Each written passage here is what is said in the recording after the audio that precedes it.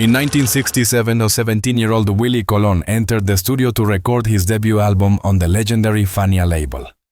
The album was aptly titled El Malo, Spanish for the bad one, or the bad guy, a nod to the tough but cool persona Colón was crafting.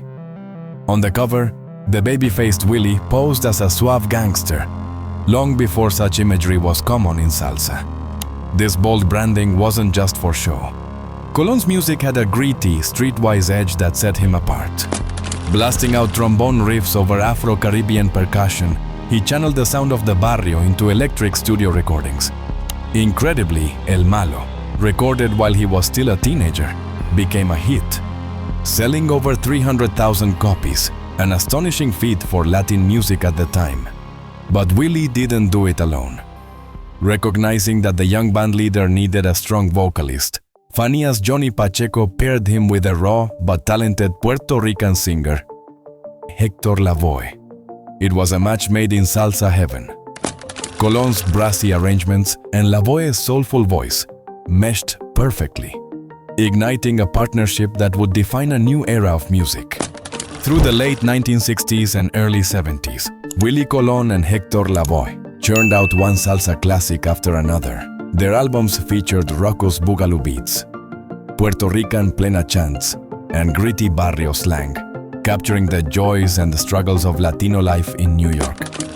For 7 years, Lavoe was the voice of Colón's band, and together, they became the young princes of the Fania Records roster, playing dance clubs and theaters packed with cheering fans. Willie's star was rising fast. With a string of hit records and a rebellious image that resonated with the youth, he had helped turn salsa from a local craze into a cultural movement. With fame and momentum on his side, how much higher could Willie Colón climb? What would the peak of his musical career look like as he pushed salsa to new heights? Every rise comes with hardships, and Colón's story had its share of turmoil. By 1973, the pressures of fame had begun to strain his partnership with Héctor Lavoe.